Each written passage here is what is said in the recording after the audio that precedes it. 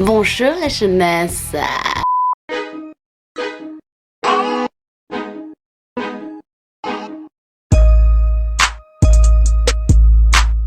Je commence cette vidéo par te souhaiter une agréable année, que tous tes rêves s'accomplissent, que tous tes projets se mettent sur ta voie.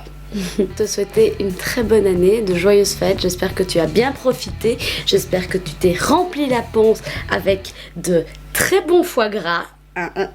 Les véganes vont me trucider. Je voulais juste faire une vidéo un peu compte rendu de mon année 2018 parce que je pense qu'il m'est arrivé quand même énormément de choses. C'est un peu à vous donner suite de tout ce qui s'est passé, expliquer mon ressenti face à ça. Donc c'était une vidéo simple où je vais beaucoup parler. Mon année 2018 a commencé en janvier du coup, comme l'année 2018 à tout le monde. Mes études venaient de se terminer, je venais de rentrer de stage et il fallait absolument que je trouve un boulot pour me rémunérer parce que la vie c'est comme ça. Puis comme mon papa était était malade, ben, je me disais que c'était quand même un petit peu pressant et qu'il fallait que je trouve un truc vraiment au plus vite pour pouvoir me gérer dans le cas où il arrive quoi que ce soit. Et donc fin février, j'ai trouvé un travail dans la vente dans lequel je suis toujours actuellement. C'était une bonne nouvelle, mon papa était il était rassuré je pense. Fin du mois de mars, mon papa est parti. S'en est suivi une suite d'affaires à régler. La moitié de cette année, donc de mars à, je vais dire, juillet-août, tout est passé très vite.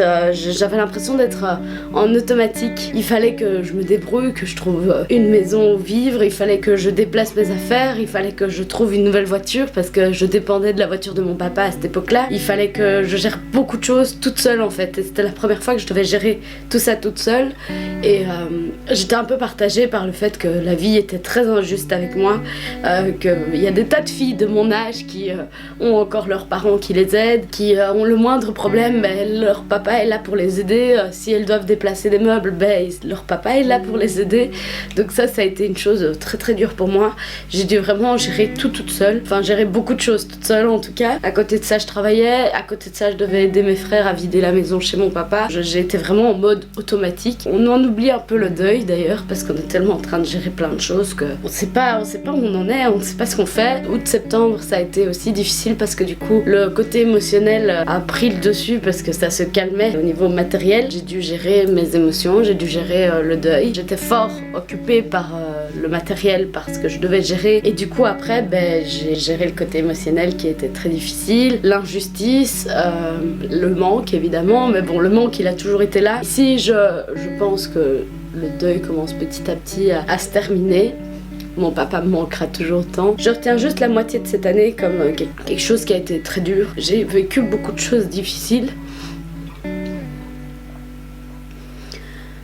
Mais j'ai pas envie de faire un message négatif. Je me dis juste que j'ai accompli énormément de choses et dans un sens je suis fière de moi parce que je sais pas comment j'ai réussi à gérer ça, mais dans un autre, je me dis que j'ai vécu quelque chose que je méritais pas quoi, et que personne ne mérite d'ailleurs parce que c'est chaud. À partir de septembre donc 2018, donc fin de cette année, j'étais un peu plus dans l'idée de vraiment accomplir ce que je voulais accomplir, revenir en force en fait. C'était vraiment, voilà, j'ai vécu tout ça, maintenant il faut absolument que je me bouge le cul. J'étais aussi envahie par la frustration que les choses n'avançaient pas comme je le voulais. Voilà, il y a des hauts et des bas et c'est normal, mais voilà, moi j'arrive pas à passer au-dessus de ça, j'ai toujours envie de plus, j'ai toujours envie d'aller plus loin, j'ai toujours envie que les choses avancent le plus vite possible. Puis je vois des exemples, des gens qui ont réussi et je me dis mais ils ont réussi à cet âge-là, je vois pas pourquoi moi je réussirais pas à cet âge-là non plus. Du coup il y a toute cette frustration de vouloir faire bien, faire vite et avancer quoi. Faut savoir d'ailleurs que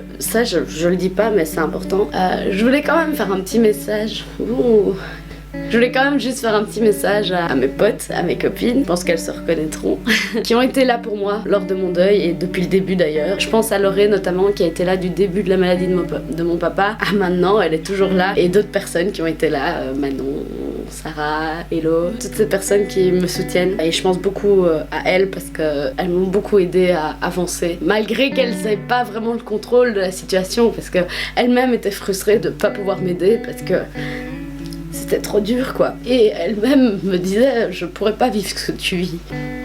Elles ont toujours été là pour moi et je leur en remercie vraiment parce que ça m'a beaucoup aidée. J'ai été beaucoup soutenue pendant cette année 2018, heureusement d'ailleurs. Et s'en est suivi après de ma rencontre avec Amina, qui est en fait une amie à Laurentia, qui est venue vers moi en me disant que mon projet la bottait et qu'elle voulait absolument travailler avec moi. Et du coup, Amina est partie avec moi au Maroc le mois d'octobre. Nous sommes partis ensemble. Nous avons fait avancer les choses, ce que j'attendais parce que j'avais vraiment cette crainte de partir et de rentrer bredouille. Et ça, c'est quelque chose que je ne voulais pas. Et ça ne s'est absolument pas passé. On a trouvé une entreprise qui voulait bien collaborer avec nous. On a trouvé ce qu'il fallait et ça, c'est vraiment génial. Moi, je pense que cette année 2018 se termine quand même bien, malgré tout ce que j'ai vécu auparavant. Les choses se stabilisent. Ma maman me soutient beaucoup.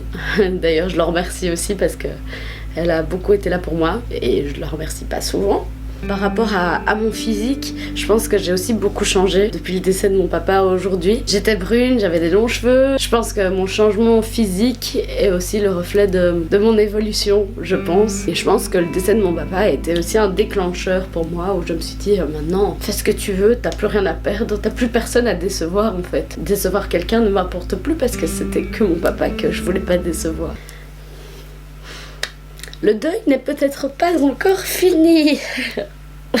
Dès que je pense à cette période de ma vie, j'ai les larmes qui montent d'office. Je sais pas si c'est la tristesse, la peine d'avoir vécu tout ça, ou la fatigue, ou je sais pas, mais c'est des moments qui m'ont trop touchée en fait. Et je pense que c'est les répercussions, c'est dès que je dois parler de mon papa ou de ce qui s'est passé, j'ai les larmes qui viennent et j'ai pas envie de chialer pendant la vidéo, donc je vais arrêter tout de suite. Surtout qu'à la base cette vidéo est censée être un message positif. Cette année 2018 s'est finie quand même très positivement. Mon projet qui évolue avec YouTube qui repart quand même. Toujours des abonnés qui sont là pour moi avec des très belles rencontres grâce aux abonnés, notamment Karlovna, Charlotte. C'est la personne qui a fait ce dessin. On travaille pour l'instant ensemble sur un autre projet qui est un projet de tatouage. On a beaucoup parlé, elle m'a beaucoup soutenue aussi. À la base, elle avait fait ce dessin et puis on a commencé à discuter et moi je suis venue vers elle pour lui parler de ce projet. En fait, on s'est rendu compte qu'on était vraiment sur la même longueur d'onde. Elle m'a aussi beaucoup soutenue. Charlotte, je te remercie beaucoup.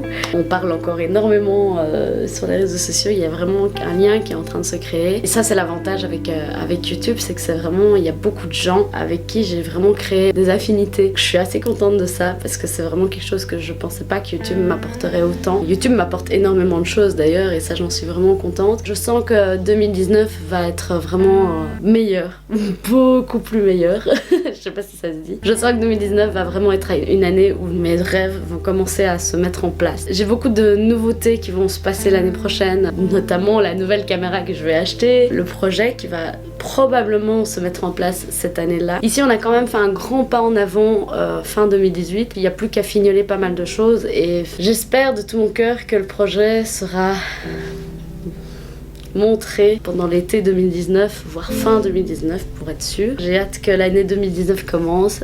Je pense qu'il m'attend de belles choses. Concernant mon papa, c'est fini, il est plus là. Mais j'avoue qu'il y a encore une question qui me trotte dans la tête pour l'année 2019, c'est arriver à trouver quelqu'un qui puisse me montrer que mon papa est quelque part. J'arrive pas à croire qu'il y ait rien et je serais triste de savoir qu'il n'y ait plus rien après la mort parce que je me dis, il mérite pas de juste n'être plus rien et de disparaître éternellement. Je me dis qu'il mérite d'avoir une nouvelle vie meilleure que celle-ci, d'avoir quelque chose et qu'il puisse de là où il est nous aider. Et je veux savoir s'il est là, je veux savoir s'il peut m'aider. C'est vraiment quelque chose qui me trotte dans la tête depuis super longtemps, donc j'espère qu'on répondra à mes questions lors de cette année 2019. J'espère que mon projet sera mis en place lors de cette année 2019. J'espère qu'au niveau matériel, je serai beaucoup plus développée, notamment pour les vidéos sur YouTube, pour faire du montage et aussi pour mon projet. J'avais dit à pas mal de mes abonnés que j'avais une liste de mes rêves. Dans cette liste, il y a pas mal de choses que j'espère voir arriver pour 2019. Le fait que ma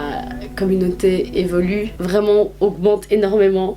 Ici, il y a même un de mes rêves qui a été accompli parce que dans le fait de partir au Maroc, j'avais dit que j'espérais trouver une entreprise qui allait croire en moi, croire en mon projet et qui allait être touchée par mon projet parce que c'est un projet qui me tient beaucoup à cœur. Et effectivement, ça a été le cas. Et là, j'ai vraiment des gens qui veulent m'aider, qui veulent bien être là pour moi. C'est vraiment une chance et je suis contente que les choses se soient mises dans mon sens. Pour moi, les grands axes de 2019, là où je veux vraiment que ça évolue, c'est mon projet, évidemment. Ça, c'est d'office, et ça doit évoluer parce que ça fait trop longtemps que ça stagne, parce qu'il s'est passé trop de choses en 2018 qui ont fait que j'ai pas su tout gérer. Mais voilà, maintenant je reviens à fond la caisse et je vais tout péter, les gars, je vais tout péter. C'est YouTube qui évolue d'office. Donc ça, pour moi, c'est vraiment les plus grands axes que je veux faire développer. Ah oui, dans la liste de mes rêves, j'avais un rêve qui était rencontrer des gens qui me ressemblent et qui sont dans un domaine artistique pour vraiment partager des choses. Et ça, c'est toujours d'actualité et je pense que ça le sera toujours dans ma vie.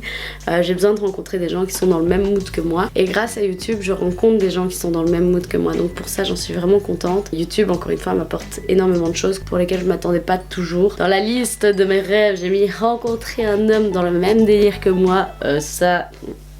on y repassera, hein. C'est encore une autre paire de manches. J'avais mis aussi me lier d'amitié avec des grands artistes. J'ai envie de rencontrer des gens qui ont réussi et avoir leur témoignage, savoir comment ils ont fait. Pas forcément essayer d'avoir les clés pour réussir comme eux, mais juste voir les exemples, quoi. Observer. J'ai vraiment chaque fois des catégories. J'ai la catégorie carrière, la catégorie relation, la catégorie désir matériel, la catégorie corps aussi. Je vous dis pas tous mes rêves parce qu'il y a des choses qui sont très personnelles aussi et que j'ai pas envie de dévoiler et je pense que je suis déjà assez personnelle comme ça, donc j'ai pas besoin de faire plus. Dans les désirs matériels, c'est m'acheter un nouvel ordi parce que le mien c'est un ventilo en fait. Il hyper ventile. M'acheter mon appareil photo que je veux tant depuis 4 mois et que je vais pouvoir m'acheter ici en janvier. J'ai trop hâte. J'aimerais pouvoir m'acheter un jour enfin une machine à coudre Bernina, une surjeteuse Bernina. Ça c'est vraiment la pointe de la machine à coudre. Pour l'instant je n'ai qu'une petite machine à coudre à 100 € 5G. Voilà, ça me permettrait de faire mes prototypes moi-même, plus propres que ce que je fais d'habitude. Au niveau santé et corps, j'ai mis diminuer les consommations en vin blanc. J'avoue que j'aime beaucoup trop le vin blanc, je suis une alcoolique. Retourner faire du sport 2 fois par semaine, ça fait depuis mars que j'ai plus fait de sport. Je suis sûre que ça me ferait beaucoup de bien de faire du sport, donc il faut vraiment que je m'y remette. Reprendre la danse, j'aimerais bien repouvoir danser comme je dansais à l'époque. S'initier au yoga à la maison, ça je sais pas d'où ça m'est venu, pourquoi ça m'est venu, mais voilà. Reprendre le travail de ma souplesse. Pendant tout un temps, je savais faire le grand écart, je savais faire attraper mes pieds, les jambes tendues, les choses comme ça. J'ai trop envie de retravailler ça parce que j'étais trop fière avant de pouvoir faire ça. Là, je sais encore faire le grand écart et encore, c'est un peu limite. J'aime bien sentir que mon corps vit parce que j'ai travaillé, je sais le faire, quoi. Être capable de manger des plus petites quantités sans être frustrée. Ça, c'est parce que je suis trop gourmande, les gars. J'aime trop manger et du coup, dès que je mange la blinde. Et franchement, je suis étonnée de pas être plus grosse que ce que je suis parce que je mange vraiment blindée. Avoir suffisamment d'argent pour me remplir le corps de tatouages. Être tatouée des pieds à la tête. C'est plus ou moins globalement les rêves que j'ai pour 2019. Et des rêves qui sont plus sur le long terme et des rêves qui sont beaucoup plus proches. J'ai quand même des rêves, j'ai quand même des objectifs et j'espère qu'une bonne partie se mettra en place pour cette année 2019. En tout cas, j'y crois. Le 9 est un chiffre qui me plaît beaucoup et du coup je me dis que c'est peut-être mon année. J'ai vécu le drame et maintenant c'est peut-être le moment de vivre vraiment l'extase. Je crois au fait que voilà, il faut toujours équilibrer et quand tu vis la pire des merdes, et ben il t'arrive la meilleure des histoires. Je crois en ça, donc j'espère de tout mon cœur que ça va se mettre en place en 2019 et voilà, j'espère que vous serez là pour m'aider à ce moment-là où j'aurai besoin de vous, où j'aurai besoin de votre soutien. Cette vidéo aura été très personnelle, je sais pas si ça vous plaira. En fait, c'est un compte rendu de mon année 2018 et mes objectifs de mon année 2019. Mais voilà, j'espère en tous les cas que cette vidéo vous aura plu. Je vous fais d'énormes bisous et on se voit en 2019 pour une nouvelle vidéo. La bise.